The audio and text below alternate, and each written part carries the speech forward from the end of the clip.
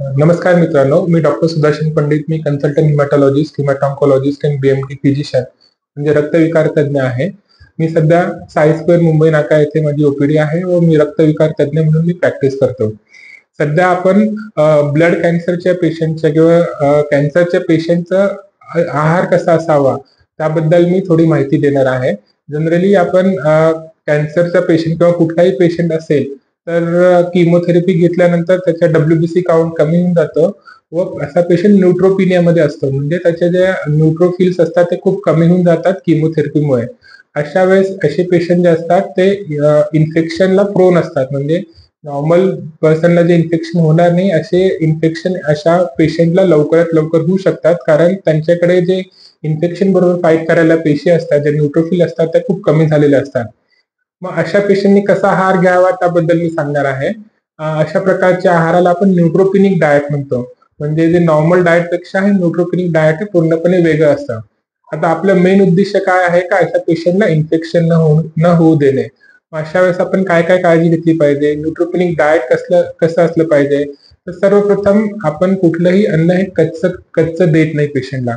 कच्चं अन्न जर आपण दिलं तर जर चांगलं शिजवलेलं नसेल, कच्चं असेल, तर अशा अन्नावर जे बॅक्टेरिया वगैरे असतात ते बॅक्टेरिया आपल्या शरीरात जाऊ शकतात आणि त्या ऑलरेडी पेशंट जर इम्युनो कॉम्प्रोमाइज असेल, जर पेशंटच्याकडे जर इन्फेक्शन बरोबर फाईट करणारे पेशंट नसतील, तर अशा कच्चं अन्न जर पेशंटने खाल्लं तर त्याला इन्फेक्शनचे चान्सेस खूप जास्त होऊन जातात. तर कुठलंही कच्चं अन्न अशा पेशंटने घेतलं गेलं नाही पाहिजे. आपल्याला काय वाटतं का पेशंट आजारी आहे तर खूप सारी फळं खाल्ली तर पेशंट बरा होऊ शकतो, पण मग कच्ची फळं जर खाल्ली आपण तर अशा पेशंटला इन्फेक्शन होण्याचे चान्सेस खूप जास्त असतात.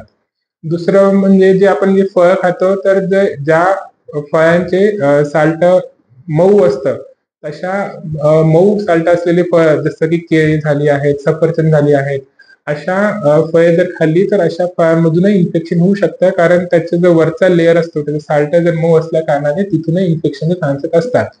तर मग जे किमोथेरपीचे पेशंट असतात किंवा जे कॅन्सरचे पेशंट असतात त्यांनी जर फळं खूपच आवडत असेल तर तुम्ही जे कडक साल्टेवाली फळं असतात जसं डाळिंब झालं, अशी फळं तुम्ही घेऊ शकतात.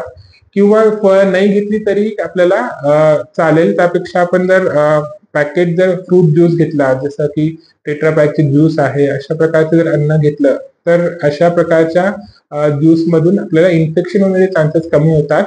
तर जर तुम्हाला घ्यायचीच असेल तर टेट्रा पॅकचं ज्यूस वगैरे घ्या, पण कच्ची फळं खाऊ नका.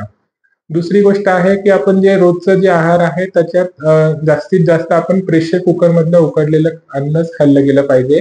जर आपण कच्चं अन्न खाल्लं, जर बाहेरचं काही अन्न खाल्लं तर त्याच्यातून इन्फेक्शन होण्याचे चान्सेस खूप जास्त असतात. तर केमोथेरपीचे पेशंट किंवा कॅन्सरच्या पेशंटने जे अन्न आहे ते प्रेशर कुकरमध्ये व्यवस्थित शिजवलेलं अन्न तुम्ही खायला गेलं पाहिजे. जास्तीत जास्त न्यूट्रिशियस फूड किंवा घरचं जे बनवलेलं फूड आपण खाल्लं गेलं पाहिजे. उघड्यावरचे जे पदार्थ असतात, बाहेरचे पदार्थ असतात ते आपण अवॉइड केले गेले पाहिजे. दुसरी गोष्ट, किमो नंतर आपल्याला जर कधी कधी गॅस्ट्रिक प्रॉब्लेम होऊ शकतात, तर अशा वेळेस तळलेलं तिखट असं आपण अवॉइड केलं गेलं पाहिजे. घरचं साधं शुद्ध जेवण आपण जर केलं तर आपल्याला लवकरात लवकर रिकव्हरी होण्यास मदत होऊ शकते. धन्यवाद.